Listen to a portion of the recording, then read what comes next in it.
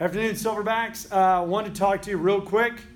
I mentioned the other day about using the open as a tool to analyze where you're at. It's a snapshot of your fitness, more so this year than ever before.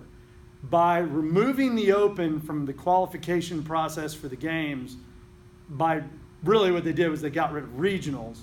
So we no longer have to use it as a culling technique. In my opinion, the games really return to the people, to the average athlete. I'm never going to do 19.5 in 6-something minutes like Matt Frazier, but he's never going to be 6 feet tall either. So 19.1, we're going to revisit these one at a time. Hopefully we can do this over the next few days, maybe take a day off for Sunday. So 19 wall balls and 19 calorie row, as many times as you could in 15 minutes. It wasn't a pleasant memory.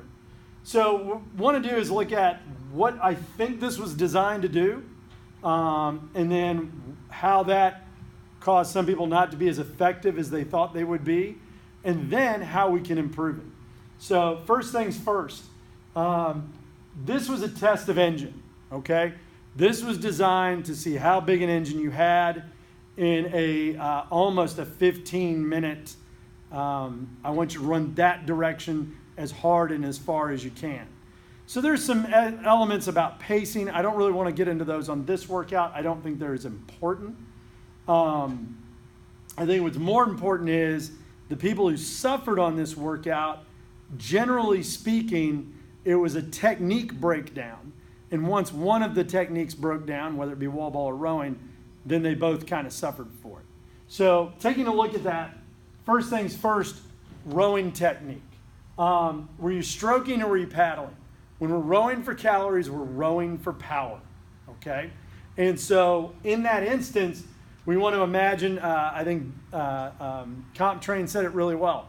A big heavy safe with $1 million in it is attached to my chain. And I got to pull it 100 yards down this sidewalk. Okay, I'm going to do that one big powerlifting stroke at a time. I'm not going to do it with my arms. I'm not going to do it with the majority of my back. I'm going to drive with my glutes and my hamstrings. If you don't have the best rowing technique and you use too much arms, you use too much back, your back goes back early, you keep your arms cocked up, all of these things would negatively impact the wall ball. Okay, the wall ball trap. So the wall ball trap was, if I had poor rowing technique, not only does the rowing get gritty all on its own because there was so much of it, but then I'm coming over, my back's wore out, my arms are wore out, and I'm catching this ball and I'm starting to get hunchy. I'm starting to break down my form and not do a tall, pretty squat using glutes and hamstrings. But now my quads are maybe even burned up from poor rowing technique, and I'm starting to bend over, I'm starting to break my, all these things are stealing valuable energy to compensate for the poor form. Many of you might have had this strength, but once we got you winded, not so much. Burnout, we talked a little bit about that.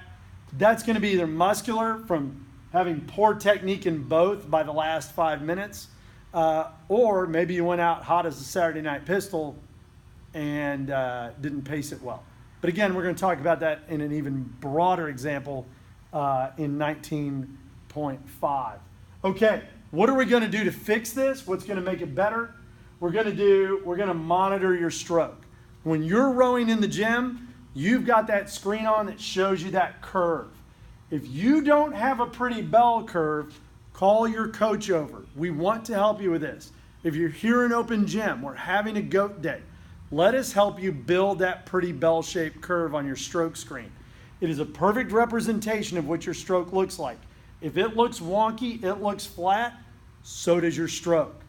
Okay, ball breaker. If you got into doing the wall ball and you're like, well, I could do a 20-pound ball, but I had to break it up in sets of 10. I had to break it up into sets of 5. Then we again have an issue. You're probably going too heavy. That's okay. Go RX in the open. That's fine. It's a challenge. It's supposed to be that way. It's a test.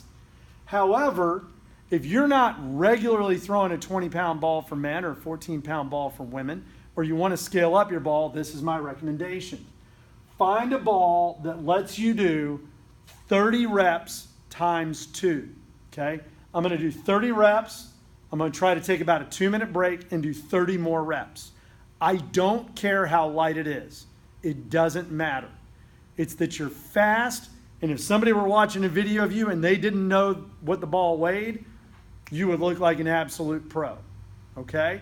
We're going to do that until we look like an absolute pro for at least a couple of weeks, and that's going to be 4 to 6 of these sessions done on our own time. Then,